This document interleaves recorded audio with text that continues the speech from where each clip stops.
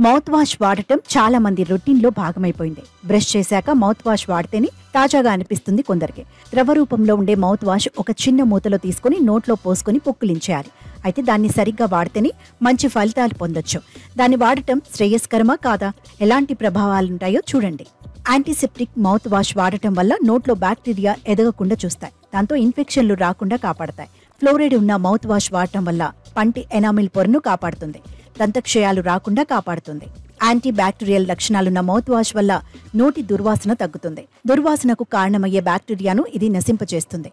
పళ్ల మీద పాచి ఎక్కువగా రాకుండా మౌత్ వాష్ కాపాడుతుంది. దీనివల్ల చిగుళ్ళు, పళ్ళు ఆరోగ్యంగా ఉంటాయి.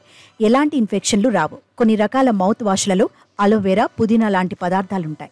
వీటి వల్ల నోట్లో ఏమైనా మంట లాంటివి ఉంటే వాటి చల్లదనం వల్ల తగ్గిపోతాయి. మౌత్ వాష్ వాడటం దాదాపుగా చాలా మందిలో మంచి ఫలితాలే ఉంటాయి. కానీ దాన్ని ఎన్నిసార్లు వాడాలి, ఎలాంటిది వాడాలో వ్యక్తిని బట్టి మారుతుంది. యాంటీసెప్టిక్ మౌత్ వాష్ ఎక్కువగా వాడటం వల్ల రుచి సరిగ్గా తెలియకపోవడం, పళ్ల రంగు మారడం లాంటివి జరగచ్చు. కాబట్టి లేబుల్ సరిగ్గా చదివి దీన్ని వాడాలి. థెరపాటిక్ మౌత్ వాష్ దంతక్షయం, పొడిబారిన నోటి సమస్యలకు వాడొచ్చు.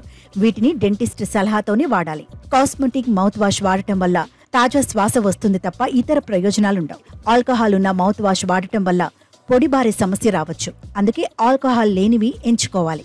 సున్నితత్వం ఉన్నవాళ్లు, గాఢత ఎక్కువ ఉన్న యాంటీసెప్టిక్ మౌత్ వాష్ వాడకపోవడం ఉత్తమం. కొన్ని రకాల మౌత్ వాష్లలో క్లోరిక్సెడైన్ లాంటి పదార్థాలుంటాయి. దీనివల్ల కొద్దిసేపటి దాకా ఏం తిన్నా సరిగ్గా రుచి తెలియదు. ఈ ఇబ్బంది తలెత్తితే వెంటనే మౌత్ వాష్ వాడటం ఆపేయాలి.